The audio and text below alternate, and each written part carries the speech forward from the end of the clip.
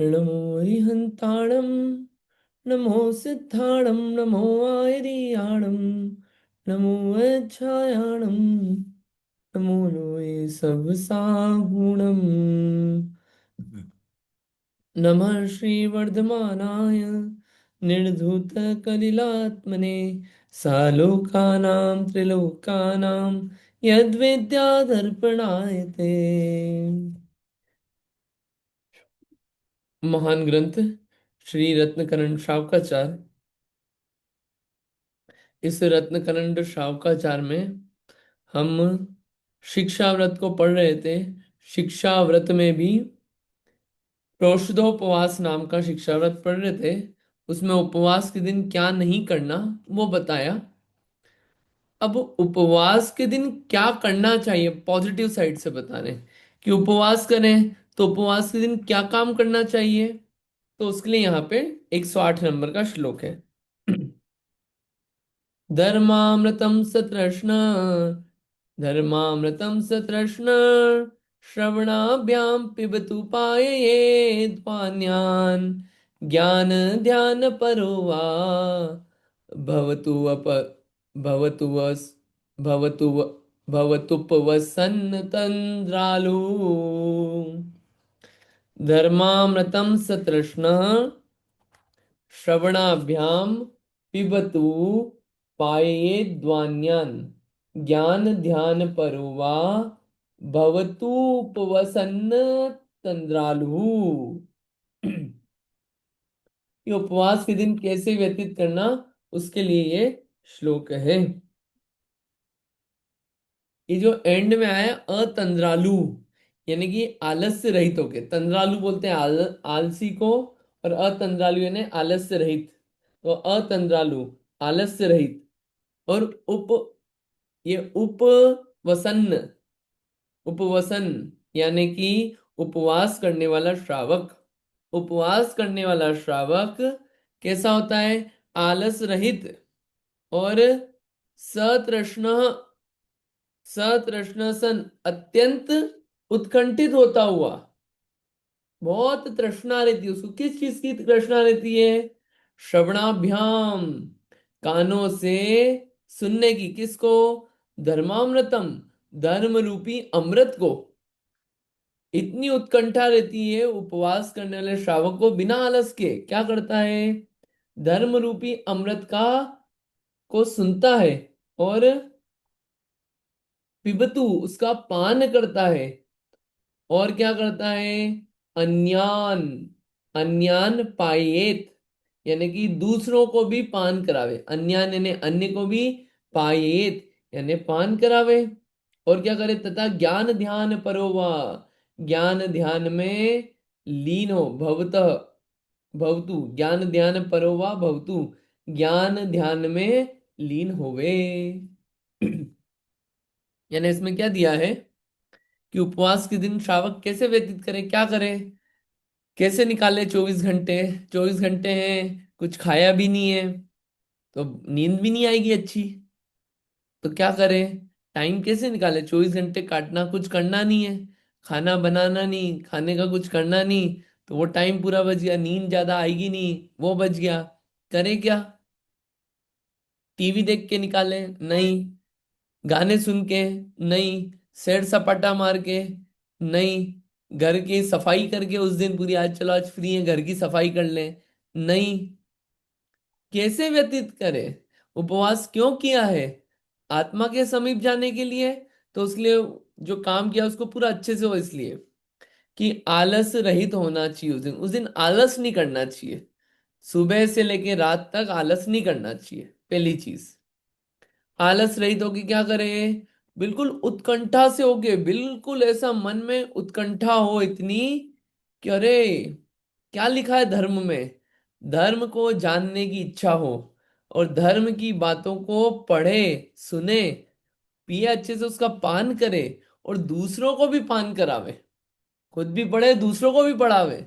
और क्या करे? ज्ञान और ध्यान की आराधना में लगे।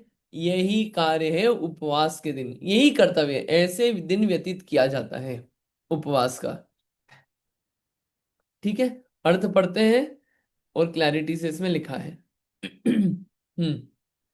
पढ़िए, जिसे भी पढ़ना हो पढ़िए आप लोग। मैं पढ़ती हूँ।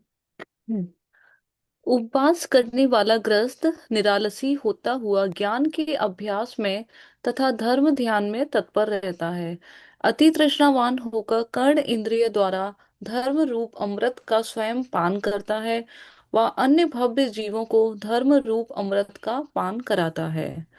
भावार्थ। उपवास के दिन धर्म कथा स्वयं सुनना तथा अन्य धर्मात्माओं को धर्म श्रवण कराना चाहिए। ज्ञान के अभ्यास में तथा धर्म ध्यान में लीन होकर ही उपवास का समय व्यतीत करना चाहिए। आलस्य, निद्रा, आरंभ तथा विकता द्वारा उपवास का काल व्यतीत नहीं करना चाहिए। है ना? अभी कितना क्लियर आ गया इसमें, क्या करना क्या नहीं करना। निरालसी होता हो, ज्ञान का अभ्यास करना चाहिए। उपवास किया है ना, मतलब उपवास कर, जैसे अपन हर चीज की प्लानिंग करते हैं ना। एक प्लानिंग होती है कि जैसे कोई फेस्टिवल आ रहा है, कितनी प्लानिंग रहती है कि हम उस दिन क्या क्या करेंगे, किस किस से मिलेंगे, घर में क्या करेंगे, बच्चों के साथ क्या करेंगे, पूरी कितनी प्लानिंग रहती है। क्योंकि वो फेस्टिवल को फेस्टिवल के रूप में मनाना चाहते हैं हम, राइट? ऐसे ही ये उपवास जो है, बड़ा महान दिन है उपवास का दिन। उसकी भी प्लानिंग होना चाहिए कि हम आज हमने उपवास करें तो हम क्या करेंगे, अभी टाइम बचा है तो एक तो ये है कि ज्यादा मोबाइल में नहीं उलझेंगे, ज्यादा आलस नहीं करेंगे ऐसा सोच के कि उपवास है उपवास है उपवास है आराम कर लो। ये हम ऐसा आलस नहीं करेंगे, क्योंकि ये सोच सोच के आलसी हो जाते हैं। नहीं करेंगे आलस, दिन में नहीं सोएंगे, क्योंकि कुछ ज्यादा वो तो एफर्ट तो हो ही नहीं रहे। क्या करेंगे? ज्ञान अभ्यास, ज्ञान अभ्यास करेंगे। शास्त्र लेके पढ़ेंगे हम, शास्त्र की प्लानिंग हो अपनी की कल उपवास है तो हम कौन सा शास्त्र पढ़ेंगे, और शास्त्र में से कितनी गाथा या कौन सा चैप्टर पढ़ने वाले हम। बस वो चैप्टर खोला, वो चैप्टर लाइन से पढ़ना चालू कर दिया। मूल ग्रंथ लिया जाए कोई सा, वो पूरा वर्ड टू वर्ड पढ़ना चालू कर दे अपन बढ़िया से। तो ऐसा पढ़ के क्या होगा, अपना शास्त्र पढ़ने में मन लगेगा, और अपना मन इतना अच्छा लगेगा उसमें कि और विशुद्धि होगी आत्मा की। अकेले पढ़ने में मन नहीं लगता, किसी को बिठा लिया साथ में कि उसको बोल बोल के बताए जा रहे हैं, तो मन लग जाएगा कि स्वयं भी पान करे तो उसको भी, दूसरे को भी पान करावे। और उसको कोई आकुलता तो है ही नहीं कहीं आने जाने की, कुछ खाने पीने बनाने की कुछ आकुलता नहीं है, तो क्या करे, ये लगे रहे उसमें, पढ़े अच्छे से। टारगेट लेके चले कि आज के दिन में कोई ग्रंथ पढ़ना है पूरा, पढ़ ले पूरा अर्ध सहित। अगर महीने में एक दिन उपवास होता हो किसी जीव का, तो 12 महीने में तो उसका एक ग्रंथ हो जाएगा पूरा। कि कम से कम 8-10 घंटे तो पढ़ेगा, तो 120 घंटे में तो कोई एक आध ग्रंथ कंप्लीट कर लेगा वो जीव, अगर पढ़े बिल्कुल बिना आलस के। पढ़े, फिर उसके बारे में वहीं विचार करे, बैठ के आराम से सोचे उसके बारे में, ये बात सही है कि नहीं है, ऐसा सही क्यों है।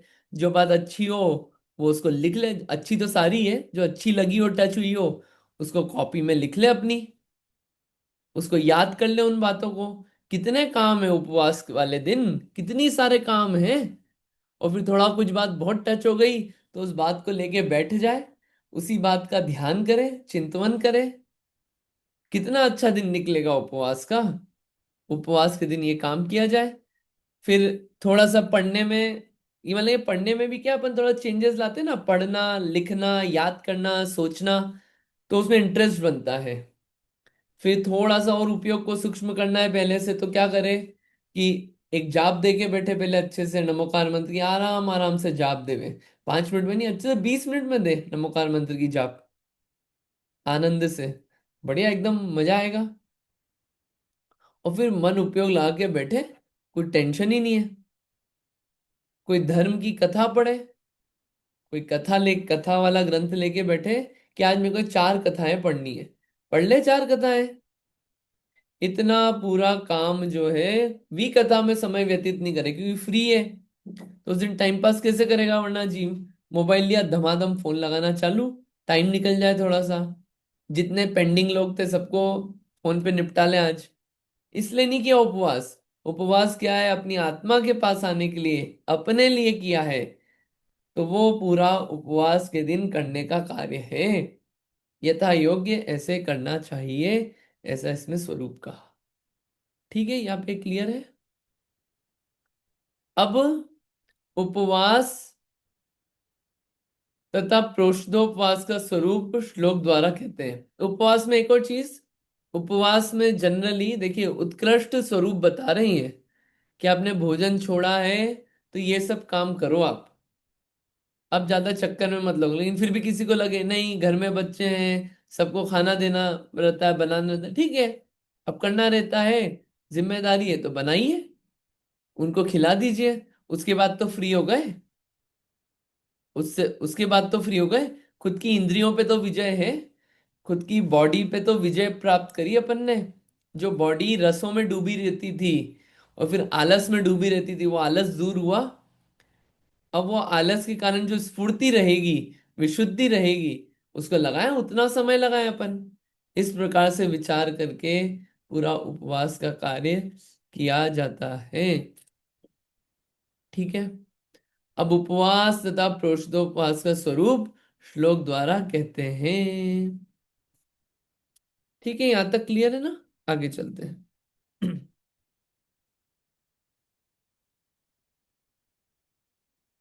चतुराहार विसर्जन मुपवास प्रोषद सुकृद भुक्ति स प्रोषदोपवासो यदुपोष्यारंभमाचरति। चतुराहार विसर्जन, विसर्जन यानी कि अब बस छोड़ दिया, विसर्जन करते ना, मूर्ति का विसर्जन हो गया, यानी कि चार प्रकार के आहार का हम त्याग करते हैं। किस में? उपवास में। उपवास में चार प्रकार के आहार का त्याग होता है। ठीक। अब सुकृत भुक्ति, सुकृत भुक्ति, सॉरी सुनी सकृत, वही मैं सोचा था। सकृत भुक्ति यानी कि भुक्ति यानी भोजन, एक बार भोजन करना, वो क्या होता है? प्रोषद। एक बार भोजन करना प्रोषद, और चार प्रकार के आहार का त्याग होना उपवास। ठीक। और उपवास करके पारने के दिन जो एक बार भोजन किया जाता है, वो मिला के क्या कहलाता है? प्रोषदोपवास। वो क्या कहलाता है? प्रोषदोपवास। यद उपोष्य, उपोष्य यानी उपवास करके, आरंभम आचरती, पारणा के दिन एक बार भोजन करना, वो क्या कहलाता है? प्रोषदोपवास। कि प्रोषद क्या है? एक बार भोजन करना। उपवास क्या है? आहार का त्याग। तो क्या करा? आहार का त्याग किया एक दिन, और अगले दिन क्या करा? पारणा किया। पारणा भी क्या किया? एक बार भोजन किया। तो मिक्सचर होके क्या हो गया? प्रोषधोपवास। यानी ये 24 घंटे, और ये बचे हुए आधा दिन। ठीक है, ऐसे करके प्रोषधोपवास होता है। ये उपवास और प्रोषधोपवास इसलिए समझा है कि प्रोषधोपवास करते कैसे, उसमें कैसे बाहर से होता है खाने पीने का, वो बात बताई। क्या करना वो बता दिया, क्या नहीं करना वो बता दिया, पूरी ऐसी व्यवस्था इसमें हो गई। ठीक। अर्थ पढ़िएगा, पढ़िए, जिससे भी पढ़ना हो रीड करिएगा।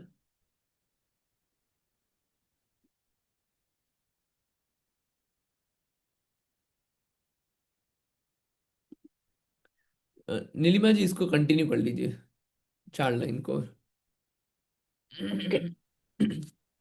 अशन, पान, खाद्य, स्वाद, यह चार प्रकार का आहार कबलाहार है। इनका त्याग वह उपवास है। धारणा के दिन यानी उपवास के पूर्व में व पारणा के दिन यानी उपवास के बाद में एक बार भोजन करना उसे प्रोषद कहते हैं। इस प्रकार 16 प्रहर तक भोजन आदि आरंभ छोड़कर पश्चात भोजन आदि आरंभ के कार्य करने को प्रोषदोपवास कहते हैं। ठीक है, इतना क्लियर है। अब उपवास के 5 अतिचार। ये उपवास जो करते हैं, इस उपवास में के भी अतिचार बतला दें कि क्या क्या दोष लग सकते हैं प्रोषदोपवास में, इस शिक्षा व्रत में। ये अंतिम है प्रोषदोपवास का, फिर वैयाव्रत नाम का शिक्षा व्रत चालू होगा। तो प्रोषदोपवास नाम का जो शिक्षा व्रत है, इसके क्या अतिचार हैं वो यहाँ पे बताए जा रहे हैं हम, कि जिससे उन दोषों को अपन टालें जब प्रोषदोपवास धारण करें, तो उसको यहाँ पे अपन समझ लेते हैं, पढ़ते हैं। ग्रहण विसर्गास्तरणान्य द्रष्टमृष्टान्य नादरा स्मरणे यत प्रोषदोपवास व्यतिलंघन पंचकम ददिदम। ग्रहण यानी कि ग्रहण करना, ठीक है। विसर्गा यानी कि छोड़ना। ग्रहण विसर्गा यानी कि ग्रहण करना और छोड़ना। कैसे? अदृष्ट मृष्टानी। अदृष्ट मृष्टानी लिखा है ना, अदृष्ट मृष्टानी यानी बिना देखे शोधे ग्रहण करना और छोड़ना, ठीक है। फिर बात आता है तरणानी। ये तरणानी भी शब्द है ना, तरणानी। तरणानी यानी कि बिना देखे शोधे बिछाना। और अनादर स्मरणे, अनादर करना या भूल जाना, चौथा, ठीक है। और हो गए ना, कितने हो गए? ग्रहण, विसर्ग, तरणानी और अनादर स्मरणे। एक, दो, तीन, चार ही क्यों दिख रहे? अर्थ पढ़ना पड़ेगा। यत प्रोषदोपवास, ये जो ये क्या है, प्रोषदोपवास के 5 पंचकम, लंघन पंचकम, प्रोषदोपवास के 5 क्या है? तदिदम, ये क्या है? अतिचार हैं। ठीक है, तद इदम, सो ये प्रोषदोपवास के 5 अतिचार हैं। इनको अर्थ पढ़ते हैं, अर्थ में और क्लियर अपने को समझ में आ जाएगा। ठीक है, पढ़िए, कोई भी पढ़िए इसे। मैं पढ़ती हूँ। पढ़िए। जय जिनेन्द्र।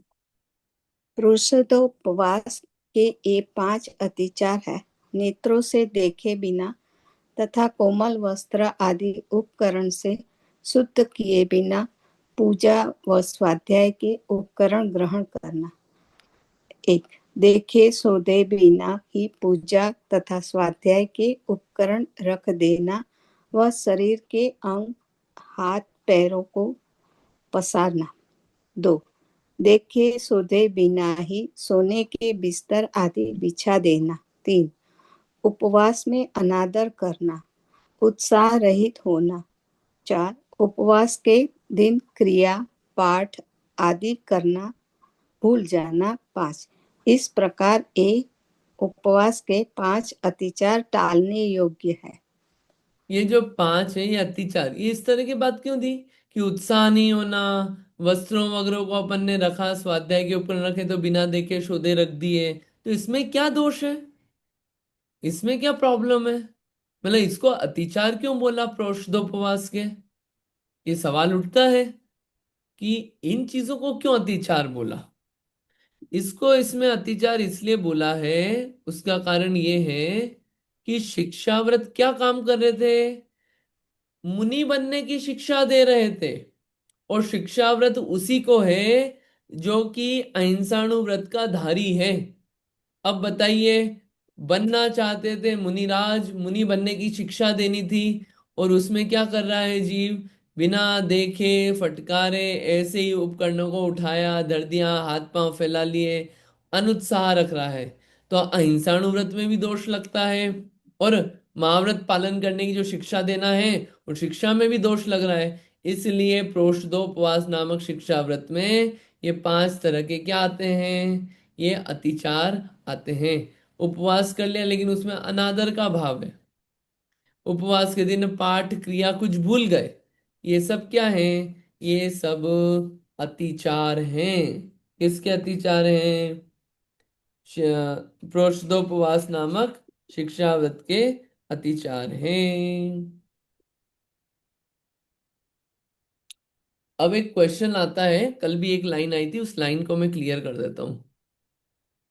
यहाँ पे आया था, आगे चौथी प्रोषद प्रतिमा कहेंगे, उसमें 16 प्रहर का नियम जानना तथा दूसरी प्रतिमा में यथाशक्ति व्रत तप संयम धारण करके पर्व के दिनों में धर्म ध्यान सहित रहना। ये जो प्रोषदोपवास आया है ना, ये दूसरी प्रतिमा में होता है 12 व्रत, उसमें आया एक शिक्षा व्रत में। और प्रोषद नाम की प्रतिमा ये चौथी प्रतिमा भी है 11 प्रतिमा में। दोनों में अंतर क्या है, कि वो जो चौथी प्रतिमा है उसमें तो नियम से उस जीव को हर पर्व की तिथि में करना ही करना है, नियम से करना है। वो प्रोषद नाम की चौथी प्रतिमा है। दूसरी प्रतिमा में जो शिक्षाव्रत नाम का प्रोषदोपवास है, उसमें क्या है कि अपनी शक्ति अनुसार अपनी स्वेच्छा अनुसार वो कर सकता है, और शक्ति नहीं हो तो नहीं भी करे, लेकिन क्या है इस रूप से करे उसको, ऐसा कोई आवश्यक नियम नहीं है। और यहाँ पे जो शिक्षा व्रत है, ये तो शील की बाढ़ रूप है, अणुव्रत को और अच्छे से रखने के लिए। वहां पे तो क्या है, और आगे बढ़ने के लिए। तो ऐसा अंतर प्रतिमा और इस दूसरे इस शिक्षा व्रत के प्रोषदोपवास में अंतर समझना चाहिए। 11 प्रतिमा का आएगा वर्णन अंतिम चैप्टर में, उसमें और समझ में आ जाएगा। ठीक है, ये इतनी बात अपनी होती है उपवास और प्रोषदोपवास की। उपवास में किसी और को कुछ और बात बतानी है? ये उपवास का विषय फिर अपना क्या है, पूर्ण हो रहा है। इस उपवास के बाद एक बढ़िया विषय चालू होगा। अब चालू होगा वैयाव्रत्य। वैयाव्रत्य का विषय बहुत अच्छा है, इसमें भी बहुत इंटरेस्टिंग बातें आने वाली है। उपवास की बात तो सबको क्लियर हो गई होगी, वैयाव्रत्य की बात प्रारंभ करेंगे अब। कोई क्वेश्चन यहां तक?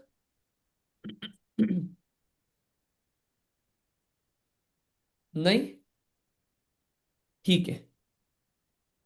किसी को उपवास के बारे में और कुछ बताना हो, कुछ पूछना हो, कुछ और इंफॉर्मेशन हो? नहीं, ठीक है। तो अब इतना पढ़ के अपना ये होता है कि एक तो ये 12 व्रत पढ़ के अपने को ये समझ में आ रहा हो कि 12 व्रत लेना घर गृहस्थी में पॉसिबल है, एक इतना दिमाग में सेट होता है।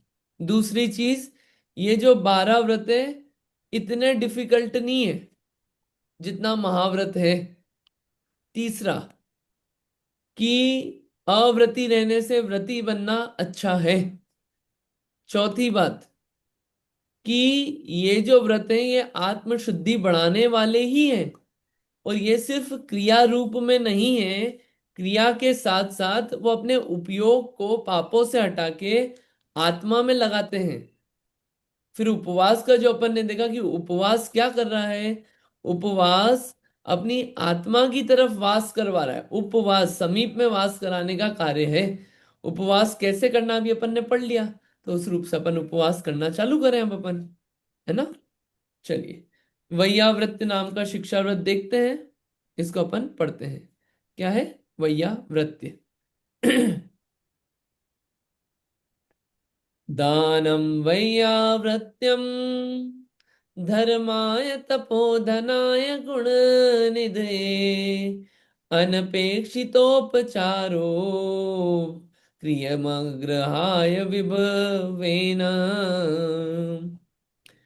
दानम वैयाव्रत्यम धर्माय तपोधनाय गुणनिधे अनपेक्षित उपचार उपक्रियम ग्रहाय विभवेन। क्या अर्थ है इसका?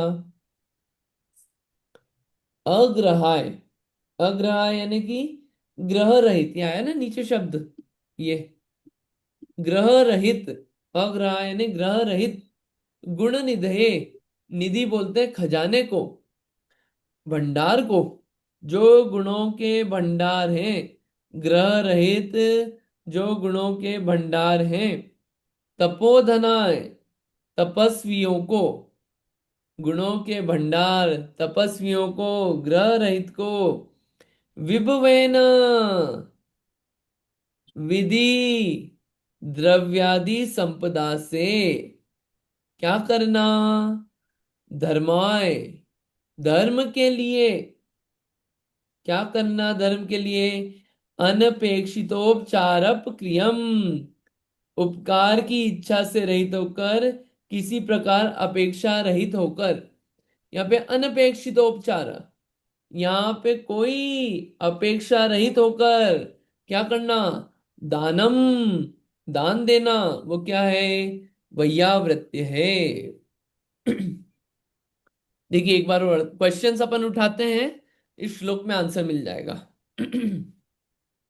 पहला क्वेश्चन, वैयावृत्ति किसकी की जाती है, इन्होंने आंसर दिए, कौन कौन, अग्रह है जो ग्रह रहित हो, दूसरा गुणों के भंडार हो, तीसरा तपस्वी हो। ठीक है, समझ में आ गया इनको कैसे करते हैं, विभवेन, विधि पूर्वक क्या करते हैं, द्रव्य आदि सामग्री देके वैयावृत्ति करते हैं। ठीक है, क्यों करते हैं वैयावृत्ति, धर्माय, धर्म के लिए कि उनका भी धर्म बढ़े और अपना भी धर्म बढ़े, इसलिए वैयावृत्ति करते हैं। ओके, रिटर्न में क्या इच्छा रहती है, अनपेक्षितोपचारोपक्रिय, कि रिटर्न में कोई उपकार की उनसे इच्छा नहीं है हमको, बिना अपेक्षा होके फिर क्या करते हैं, दान दिया जाता है, दान देना, वो क्या है, वैयावृत्ति है। ये वैयावृत्ति नाम का चौथा शिक्षा व्रत है। ठीक है, इसका अर्थ पढ़ते हैं, काफी डिटेलिंग है और अमेजिंग है, बहुत सारी बातें आएगी, इंटरेस्टिंग। ठीक है, पढ़िए, जिसे भी रीड करना हो अर्थ पढ़िए। श्लोक पढ़ना है क्या किसी को, श्लोक भी पढ़ सकते हैं आप एक बार, फिर आगे पढ़ते हैं। श्लोक पढ़ लीजिए एक बार पढ़ना हो तो।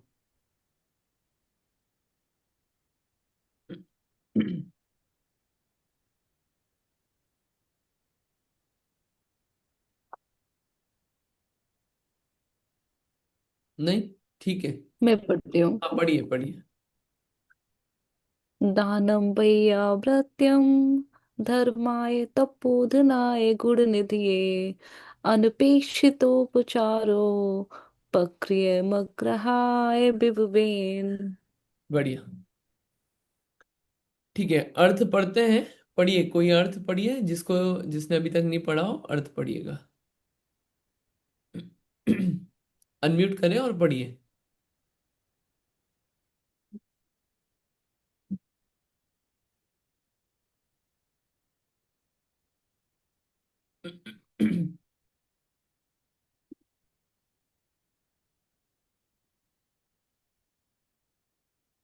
पढ़ना है किसी को?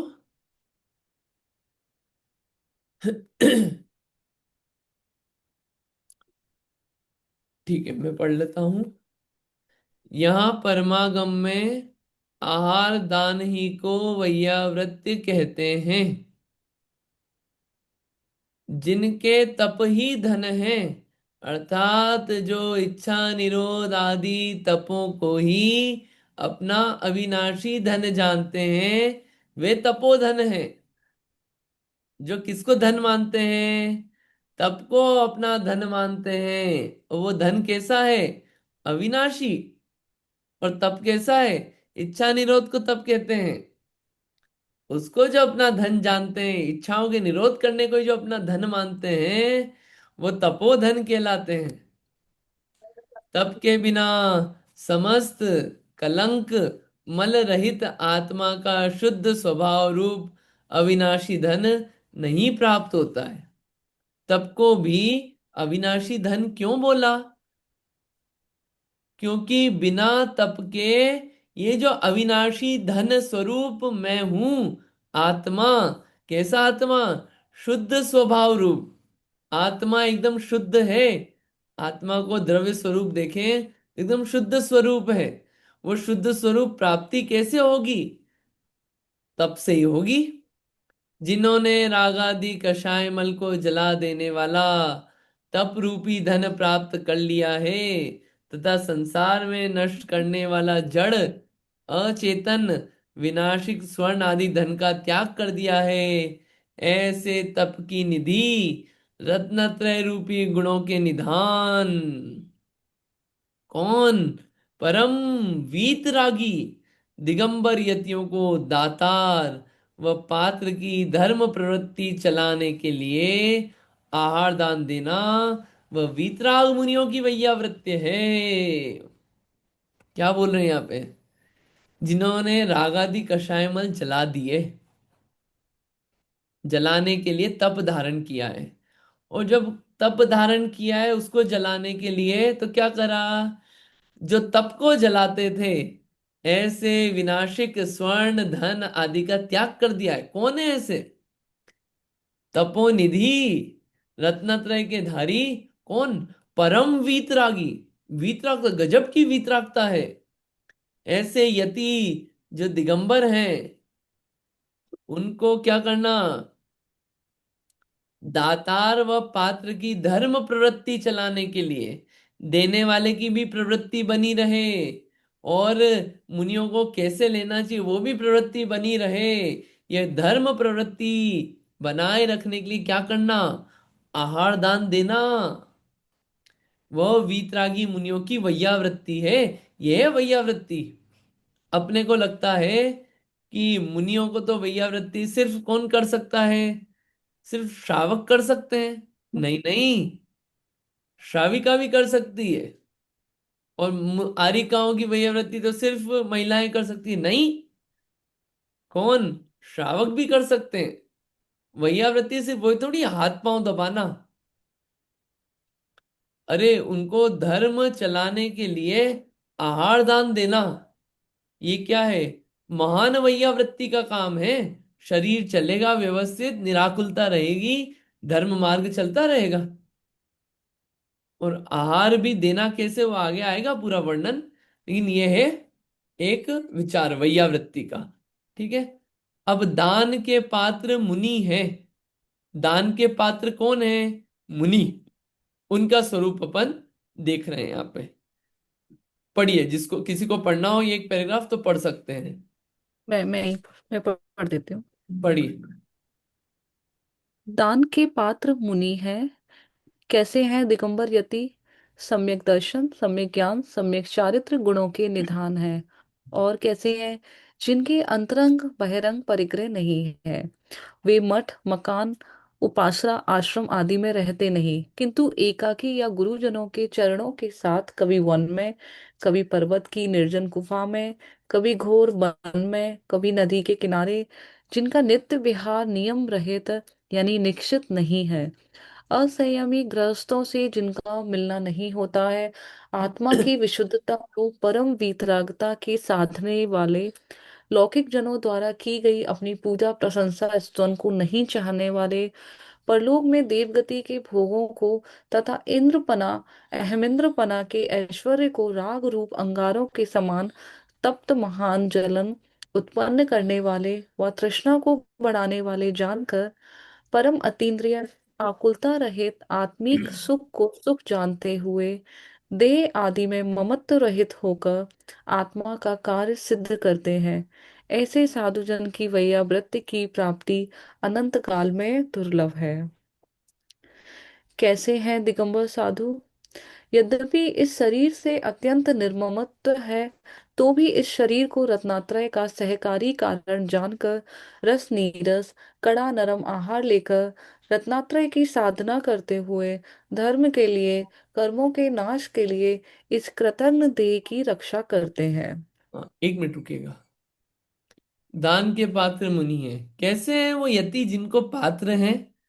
ओहो, सम्यक दर्शन ज्ञान चारित्र के गुण हैं उनमें। गुण हैं, इसलिए वो पात्र बने हैं। अंतरंग बहिरंग परिग्रह नहीं है, ममत्व भाव नहीं है, इसलिए पात्र बने हैं। कोई उनका परमानेंट ठिकाना नहीं है, इसलिए वो पात्र बने, क्योंकि कोई चीज रखते ही नहीं है, ना मठ बना के ना मकान में, कहीं नहीं रहते, और नित्य विहार करते रहते हैं, एक जगह टिके नहीं रहते चतुर्मास के अलावा, विहार चलता ही रहता है निरंतर। और असंयमी गृहस्थों में ज्यादा नहीं उलझते, उलझते ही नहीं है, उनसे मिलने की कोई चाहत नहीं रहती है, क्योंकि वो तो अपनी आत्मा से मिलने निकले हैं। इन असंयमियों से मिलेंगे ज्यादा तो असंयमी क्या करेंगे, कुछ तो भी बातें ही बताएंगे। असंयमियों से तो दूर रहने को ही कहा गया है मुनिराजों को। ये असंयमी लोग क्या करते हैं, आप देखना इस चीज को। जितने असंयमी घर गृहस्थी वाले लोग आते हैं, अगर मुनिराज शांत बैठे हों, अब वैयावृत्ति के समय रात को देखना, हमने तो देखा है कि क्या करते हैं। मुनिराज का तो मौन है, कोई अपनी घर गृहस्थी की बात बताएगा, कोई व्यापार की बताएगा, कोई लड़ाई की बताएगा, कोई समाज की बताएगा, कोई दुनिया की बताएगा, और ये पता नहीं क्या क्या बताएगा। वो मतलब वो मुनिराज जो 1 घंटे में ही उनको इतना मलिन करने का ट्राई करते हैं, इतना कचरा भर देते हैं दिमाग में, कि वो मुनिराज जो दिन भर आत्म ध्यान और शास्त्रों में लगे रहते थे, उनके अंदर विकार डालने का प्रयत्न रहता है। इसलिए असंयमियों से बिना प्रयोजन बातचीत रखने का विधान ही नहीं है, कि इनसे दूर ही रहना, ये मलिन ही करेंगे। इसलिए ज्यादा मिलने की चाह नहीं रहती असंयमियों से। आत्मा की विशुद्धता रूप परम वितरागता के साधने वाले, लौकिक जनों द्वारा की गई अपनी पूजा प्रशंसा स्तवन को नहीं चाहने वाले, परलोक में देवगति के भोगों को तथा इंद्रपना अहम इंद्रपना के ऐश्वर्य को राग रूप अंगारों के समान तप्त महान जलन उत्पन्न करने वाले वे तृष्णा को बढ़ाने वाले जानकर पूजा प्रशंसा की चाह नहीं रहती है। कोई ये चाह नहीं कि मैं अगले भाव में देव बनूं या हम इंद्र बनूं, कोई नहीं, इनको सब जलन मानते हैं। और क्या चाहिए उनको, परम अतीन्द्रिय अनाकुल आत्मिक सुख चाहिए। इसलिए देह आदि में ममत्व नहीं रखते, बस आत्मा के कार्य की सिद्धि में लगे हैं। ऐसे गजब साधु हैं, वो पात्र हैं वैयावृत्ति के। और ऐसे साधु मिलना कोई बहुत सुलभ नहीं है, दुर्लभ है साधुओं का मिलना। साधु का जीवन में मिलना, ऐसे निष्प्रही साधु मिलना बहुत दुर्लभ है। कितने साधु हैं, गिनती के हैं साधु सिर्फ। असंयमी ऐसे भर के पड़े हुए हैं, और साधु कितने हैं? गिनती के। कदाचित किसी काल में किसी समय अपने को दर्शन प्राप्त होते हैं। ओह धन्य है वे साधु, इतना गजब स्वरूप है। और कैसे हैं कि इस शरीर को रत्नत्रय का सहकारी कारण मानते हैं, कि शरीर से रत्नत्रय की साधना हो जाएगी जब तक आत्मा इसमें है। तो आहार लेते हैं, रस हो नीरस हो, कड़क हो नरम हो, बस रत्नत्रय की साधना के लिए, कर्मों के नाश के लिए क्या करते हैं। ये तो कृतघ्न देह है, ये देह का कितना ही उपकार करो, लेकिन ये देह अपने पे उपकार नहीं करता। इस कृतघ्न देह की रक्षा करते हैं, किसके लिए, रत्नत्रय की साधना के लिए। ठीक है, आगे और वे विचार करते हैं। क्या विचार करते हैं, पढ़ते हैं उसको, पढ़िएगा। किसी और को भी पढ़ना हो तो आप पढ़ सकते हैं, नहीं तो आप कंटिन्यू करिए। मैं पढ़ देती हूँ। हाँ पढ़िए। हाँ पढ़िए। वे, आवाज आ रही है? हम्म। हाँ। वे विचार करते हैं, यदि यह शरीर असमय में नष्ट हो जाएगा तो मरकर देवादि पर्याय में असंयमी होकर उत्पन्न हो जाऊंगा। ये वहां असंख्यात काल तक असंयमी रहते हुए कर्म का बंध करूंगा। अतः आहार आदि का त्याग करके इस मनुष्य पर्याय के शरीर को मार दिया तो भी कर्म में कारमाण शरीर तो नहीं मरेगा। इस देह को मार दिया तो नया अन्य शरीर धारण कर लूंगा। इसलिए इन समस्त शरीरों को उत्पन्न करने का बीज जो कारमाण शरीर है उसे मारने नष्ट करने का यत्न करता हूँ।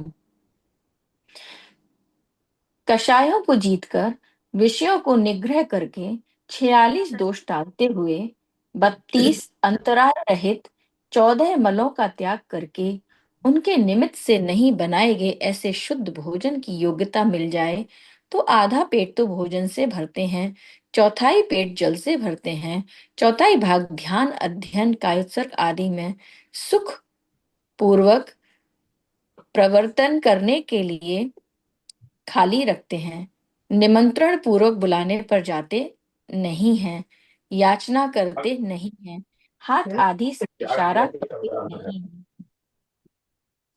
कंटिन्यू। ऐसे साधुओं को ऐसे साधुओं को आहार आदि का दान देना वही वैया व्रत है। एक मिनट, कैसा है दान?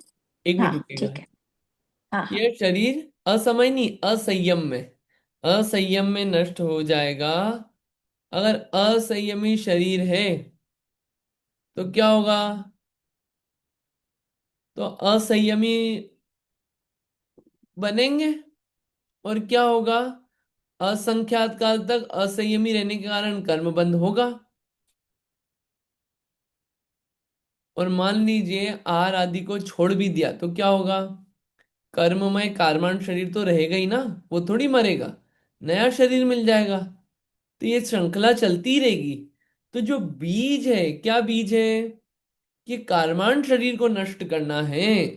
इस शरीर को नष्ट नहीं करना है, कार्माण शरीर, कर्म रूप जो शरीर है उसको नष्ट करना है, उसका यत्न करते हैं। और कैसे? आहार कैसे करते हैं? कषायों को जीतते हैं, पंचेंद्रिय के विषयों में लिप्त नहीं रहते। जो आहार के दोष हैं, 32 अंतराय टालते हैं, 32 तरह के अंतराय।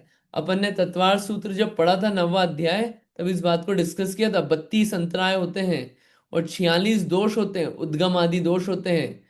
और 14 मलों को त्याग करके, इन सबको त्याग करके भोजन ग्रहण करते हैं।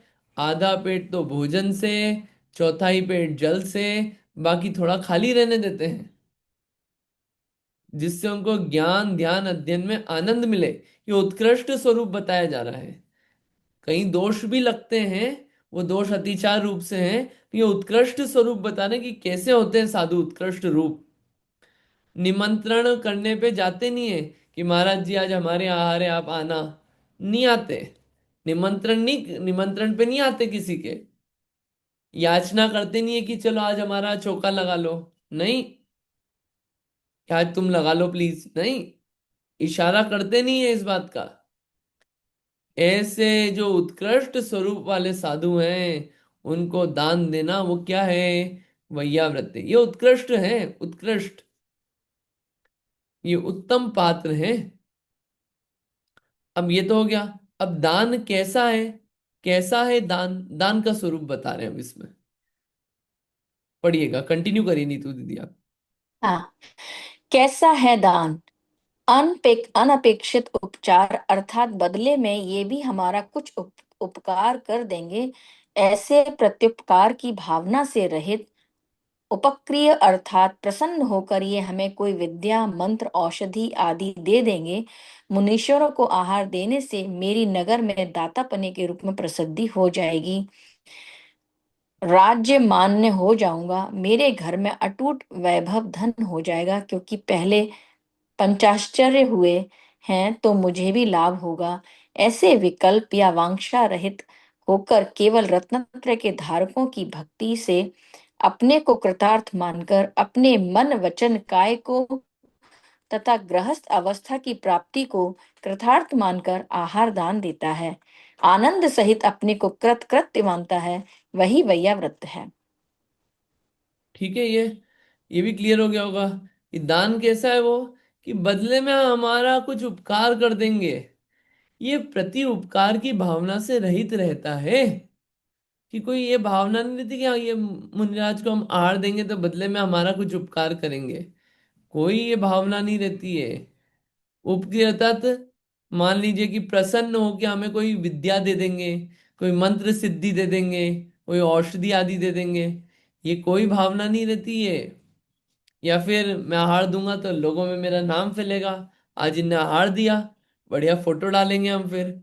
अरे ये कोई भावना नहीं रहती है कि लोगों को बताएंगे, लोगों को लगेगा अरे इन महाराज को दे के आए। गजब है ये। इस सब की भावना नहीं रहती दान देते वक्त, राज्य में मान हो जाऊंगा, या भी मेरे घर में खूब संपदा आएगी, वैभव आएगा, सब खुशहाली छाएगी, इसलिए कि पहले भी पंचाश्चर्य होते थे जब मुनिराजों का, रिद्धिधारी मुनिराजों का आहार होता था। तो ऐसा कोई विकल्प वांछा नहीं रहती है, केवल उन रत्नत्रय की भक्ति रहती है, रत्नत्रय के धारकों की भक्ति रहती है।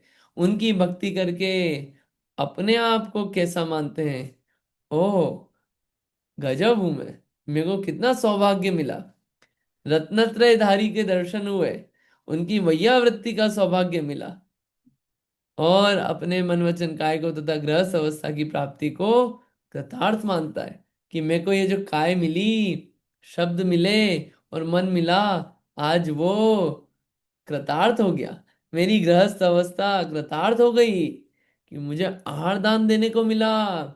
ऐसे अपने आप को कृत कृत्य कि अब कुछ करना नहीं बचा, इतना आनंद वाला मानता है। यही वैयावृत्य है। कितना उत्कृष्ट स्वरूप है वैयावृत्ति का, बहुत बड़ा कार्य है ये वैयावृत्त। मुनिराजों को, तपस्वियों को आहार दान देना बहुत बड़ा काम है, उत्कृष्ट कार्य है, करना चाहिए इसको, और साक्षात करना चाहिए। इनडायरेक्ट जो होता है, ठीक है वो जो भी है, लेकिन जो डायरेक्ट है, स्वयं करना, स्वयं उसके लिए एफर्ट्स करना, बनाना उसको, स्वयं को, पूरे को, भोजन को, सिर्फ एक दे के आ गए वो ठीक है, वो भी जो चल रहा है, लेकिन स्वयं बनाना उसको इतने उत्साह से, क्या उत्साह गजब रहेगा।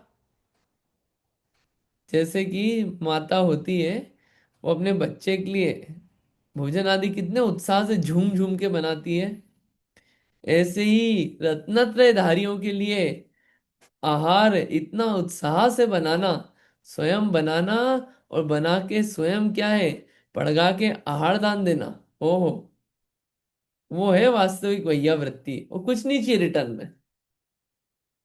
ये है, ये है रत्नत्रय और वैयावृत्ति, वैयावृत्ति नाम का शिक्षा। ठीक है, इतना ये क्लियर हुआ ये बात, है ना। ये श्लोक क्लियर हुआ होगा ना, ये वैयावृत्ति क्या है, क्या चीज है ना, कैसे की जाए, किसकी की जाए, रिटर्न में क्या किया जाए, ये वैयाव्रत नाम का शिक्षाव्रत है। आगे पढ़ते हैं, एक और श्लोक पढ़ लेते हैं इसमें। क्लियर है ना यहां तक। अब ये जो वैयावृत्य है, अब संयमी जनों की वैयावृत्ति के और भी कार्य हैं, कि और कैसे वैयावृत्ति की जा सकती है संयमियों की, उसके लिए श्लोक बता रहे हैं। व्यापत्ति व्यपनोदः पदयो संवाहनं च गुणरागात् वैयावृत्यं यावा नुपग्रहोऽन्योऽपि संयमिनाम्। व्यापत्ति व्यपनोदः पदयोः संवाहनं च गुणरागात् वैयावृत्यं यावा नुपग्रहोऽन्योऽपि संयमिनाम्। कैसे और करें, गुण रागात, गुणों में अनुराग से, गुणों में अनुराग से, किन के लिए, संयमी नाम, संयमी जीवों के, उनके गुणों में अनुराग से, अनुराग है संयमी जीवों के, तो क्या करना, व्यापत्ति व्यपनोदः, व्यापत्ति, कोई खेद हो उनको किसी चीज का, तो उस खेद को क्या करना, दूर करना। ठीक है, वो क्या है, वैयावृत्यम भवती, वो क्या है, वैयावृत्य है। एक तो ये खेद को दूर करना, दूसरा गुण रागात, दूसरे पे लगाएंगे, गुणों के अनुराग से, संयमी नाम, संयमियों के, तपस्वियों के, पदयो संवाहनम, चरणों को दबाना, चरणों की सेवा करना, चरणों को दबाना, पहले खेद दूर किया, चरणों को दबाना, ये क्या है, और भी गुणों के अनुराग से क्या करना, यावान, जितना, अन्य उपग्रह, यावान अन्य उपग्रह, यानी कि जितना उपकार है उतना सभी वो क्या है, वैयावृत्य है। एक तो कोई आपत्ति आई हो, कोई खेद आया हो, उसको दूर करना, या फिर चरणों को दबाना, या आवश्यकता अनुसार और भी कुछ कार्य करना, वो सब क्या है, वैयावृत्य है। क्यों की जा रही है? उनके गुणों के प्रति अनुराग है। किनके? संयमियों के। वो सब क्या है, वैयावृत्य के और भी तरीके हैं। अर्थ पढ़ते हैं, भावार्थ पढ़ते हैं, क्लियर समझ में आ जाएगा। पढ़िए, किसी और को पढ़ना है तो पढ़िए।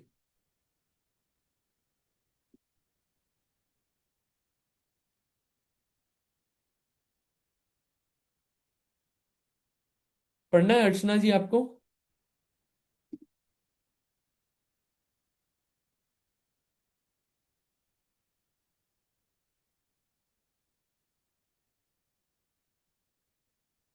नहीं?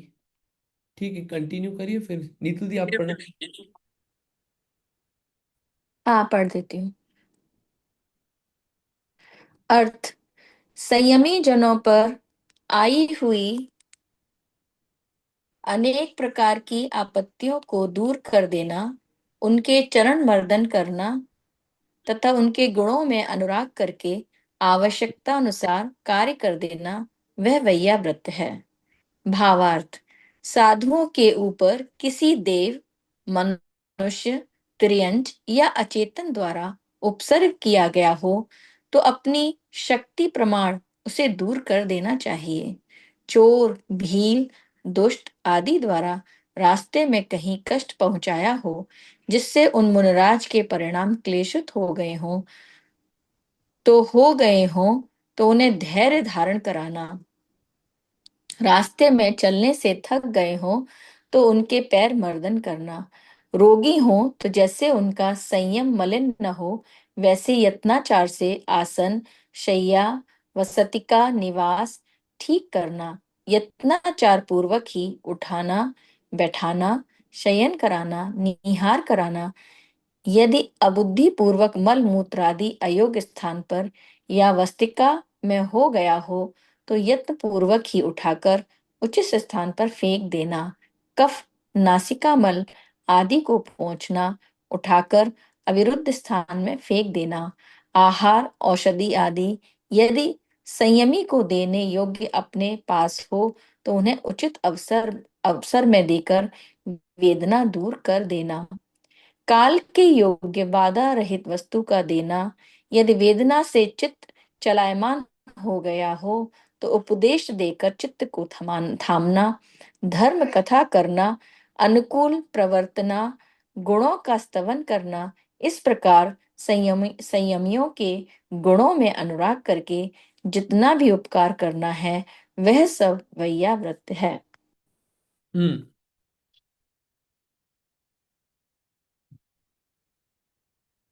इसमें ये जो आया है, कैसे और किया जाता है, तो कोई उपसर्ग आया हो, कोई रास्ते में कष्ट पहुंचा रहा हो, मुनिराज का चित्त क्लेशित किया हो, तो उन्हें जैसे बने वैसे धैर्य धारण कराना। चलने से थक गए हो तो पैरों का मर्दन करना, पैर आदि दबाना, मालिश करना। बीमार हो तो उनका संयम मलिन ना हो, उस हिसाब से उनकी व्यवस्था करना कि संयम भी मलिन ना हो और रोग भी क्या हो, दूर हो जाए। ऐसे व्यवस्थित निवास प्रदान करना कि संयम भी मलिन ना हो, उनके योग्य हो। फिर बीमार हो, अशक्य हो, तो उनको व्यवस्थित उठाना, बैठाना, लेटाना, निहार करवाना, ये सब कार्य करवाना, ये सब उसमें आता है। और मान लीजिए अब बुद्धिपूर्वक मल निकल गया हो बॉडी में से, तो उस मल को साफ कर देना उचित स्थान पर। कुछ कफ आदि नासिका में से मल निकल गया हो तो उसे पोंछ देना, क्या ऐसे स्थानों पे फेंक देना। और कि बीमार हो तो आहार औषधि देना, योग्य, वो भी योग्य देना। योग्य देना और योग्य समय पे देना। क्योंकि औषधि ऐसा नहीं कि आप बैठे तो दे दी, नहीं, आहार के समय किस समय देना है वो देना व्यवस्थित। फिर उनको जो भी वस्तु दी जाए आहार में, तो योग्य वस्तु टाइम के हिसाब से। अब मान लीजिए ठंड का मौसम था, उसमें क्या करा, दही दे दिया, क्या होगा, बीमार हो जाएंगे। गर्मी का मौसम था, उसमें ठंडा गर्म मिक्स दे दिया, गड़बड़ हो जाएगी, गर्मी चालू ही हुई थी तो, एकदम अभी गर्मी हुई नहीं है। वो सब चीजों का ध्यान रखा जाता है। चित्त अगर चलायमान हो रहा है किसी वेदना से, तो उपदेश देना उनको जिससे चित्त स्थिर हो। धर्म कथा करना, उनको धर्म कथा सुनाना, वो भी क्या है, भैया वृत्ति है। इस प्रकार से उनके गुणों में अनुराग करके जो भी उपकार किया जाता है, वो सब क्या है, भैया वृत्ति है। मुनिराज हैं, कई बार होता है, आप देखना मुनिराजों के पास जाएं तो होता है कि मुनिराज की तबीयत ठीक नहीं है, तो क्या करें, वहां जाके हो सकता है कि उनको ठीक लगे, उनसे जानकारी ली जा सकती है, और भी कोई मुनिराज हो, कि पाठ बोलते जाइए आप धीरे धीरे स्वरों में, उनको अच्छा लगेगा, चित्त जो है स्थिर हो जाएगा, वो काम कर दे अपन। और कुछ जो योग्य हो वो अपन काम कर दें। ऐसे मतलब अलग अलग तरीके होते हैं वैयावृत्ति करने के मुनिराजू के। ऐसा जान के वैयावृत्ति करना चाहिए। ठीक है। अब कल से आहार दान संबंधी बातें आएगी सारी, कि वैयावृत्ति में प्रथम प्रधान आहार दान है। आहार दान को बताने के लिए बहुत सारी बातें आएगी, कैसे देना, नवदा भक्ति क्या होती है, किसको क्या बोलना, सारी बात बहुत अच्छी इंटरेस्टिंग आने वाली है। उसको कल अपन देखेंगे, आराम से उसको पढ़ेंगे। ठीक है, अभी 3 मिनट बचे हैं। अपन ये करेंगे आज से कि आज अपन ने इतना पढ़ा ना, तो सबको एक एक दो दो पॉइंट बताना कि आज क्या पढ़ा है, किसको क्या पॉइंट याद रहे, ताकि ये रहे कि अपने को सिर्फ पढ़ के नहीं जाए, कुछ पॉइंट्स तो ख्याल लेना चाहिए कि क्या पॉइंट एकदम टच करे ग्रंथ में जो आए। चलिए अनम्यूट करते जाइए और बताते जाइए आज जो पढ़ा उसमें।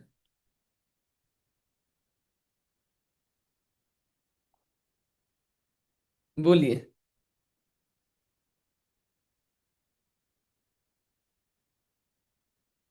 आज अपन ने इतना पढ़ा ना, उपवास का स्वरूप, प्रोषदोपवास, उपवास में क्या नहीं करना, उसके अतिचार, वैयाव्रत किसे कहते हैं, वैयाव्रत कैसे कैसे की जाती है, इनमें से कौन सा पॉइंट क्या जमा, क्या बात याद रह गई, तो एक एक दो दो पॉइंट बोलना है, और क्या रिवीजन हो जाएगा क्विकली। 2 मिनट है, फटाफट कर लेते हैं इसको रिवीजन। बोलिए शॉर्ट में फटाफट।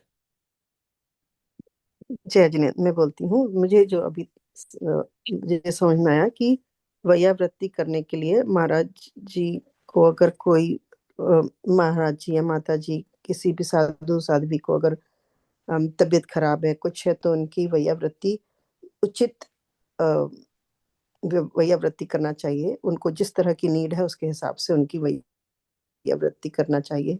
अगर उनको औषधि भी देना है तो उनके टाइम पे देनी चाहिए। और मन में ग्लानि नहीं होनी चाहिए अगर उनका कोई अ, अशुद्धियों को साफ सफाई करते में वो साफ साफ करना चाहिए। ये वैयावृत्ति का लक्षण है और श्रावक को करना चाहिए। ये मुझे समझ में आया। बढ़िया बढ़िया, एक पॉइंट तो काफी अच्छा मिला। ठीक है, और इस पॉइंट के अलावा और कोई नई बात, और कोई बताना चाह रहा है?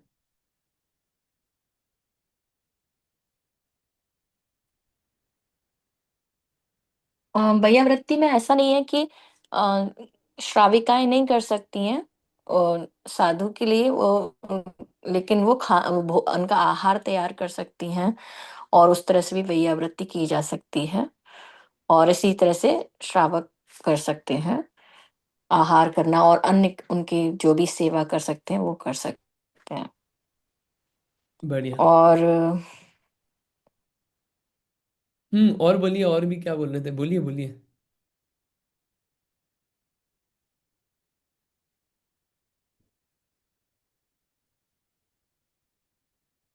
और भी कुछ बोल रहे थे क्या आप?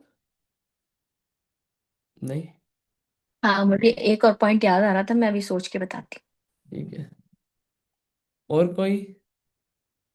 एक्चुअली अपन पढ़ रहे हैं ना, अपने को याद रहना चाहिए पॉइंट्स रोज का। ये करेंगे अब से अपन रोज ये एक्सरसाइज लास्ट 5 मिनट्स में, कि पॉइंट्स बोलना है अपने को सबको। नहीं याद रहे तो लिख लीजिए आप, पढ़ते पढ़ते कुछ अच्छा लगा तो। ठीक है, चलिए फिर अभी इतना ही रखते हैं। हाँ बोलिए हाँ, बोलिए। वो था जो मुनि महाराज है। हाँ, वो मुनि महाराज जी हैं, वो कभी ऐसे नहीं कहते हैं कि हमारे लिए आहार तैयार करो, या फिर या किसी किसी के निमंत्रण पे नहीं जाते हैं, या अपने से वो बोलते नहीं है कि हमारे लिए आहार तैयार करें। और जो बना होता है उसमें वो आहार करते हैं, और अपने अपने जो अंतराय के जो जितने भी पालन करते हैं सारे। और ये थे उनके जो जिस किस तरह से मुनि का स्वरूप बताया था, कि मुनि महाराज किस तरह से कौन कौन से आ, सारे दोषों को टालते हुए आहार लेते हैं। बढ़िया, ठीक है, अच्छा है, बढ़िया है, अच्छी बात बताई। ठीक है, इतना ही रखते हैं। अगली बार से सभी को देना है पॉइंट्स। आज अपन इतने ही रखते हैं। अपन ने देखा शिक्षा व्रत जो मुनि बनने की शिक्षा देता है, उसमें उपवास का स्वरूप आत्मा के साथ समीप उपवास करने के लिए धर्म ज्ञान ध्यान में लगते हैं, जिसमें चारों प्रकार का आहार का त्याग किया जाता है। और प्रोषितोपवास अगले दिन पारना, जिसमें एक दिन एक टाइम खाया जाता है, उसके एक दिन पहले उपवास किया जाता है, वो प्रोषितोपवास है, ऐसे 16 प्रहर तक। इस प्रोषितोपवास के बाद वैयाव्रत नामक जो है, उसमें गुणनिधि जो है, तपस्वी जो है, उनकी क्या करना, सेवा करना धर्म के लिए, और क्या करना, दान आदि देना। ये क्या है, वैयाव्रत है। ये वैयाव्रत इस तरह, इसके अलावा उनका किसी प्रकार का खेद दूर करना, खेद के अलावा उनके पैर आदि दबाना, बहुत चलने से थक गए हों, अन्य भी जो रिक्वायर्ड हो उस हिसाब से। इन वो रिक्वायर्ड में मेन चीज है कि उनका संयम नष्ट नहीं होना चाहिए। इस प्रकार का जो भी कार्य है, वो सब किस में आता है, वैयावृत्ति में आता है। इस रूप से अपन ने पूरा इसको देखा 112 श्लोक तक। कल से देखेंगे, आहार दान संबंधी पूरी बात चलेगी। इंटरेस्टिंग है, उसको कल से देखेंगे। ठीक, इतना ही रखते हैं, जिनवाणी स्तुति कर लेते हैं। जावाणी के ज्ञान से सुझे लो कालो, सोवाणी मस्तक नमो सदा देत हूँ ढोक। है जिनवाणी भारती, तो है जपो दिन रैन, जो तेरी शरणा गहे, सो पावे सुख चैन। जिनवाणी माता की जय। कुमार नमोकार मंत्र।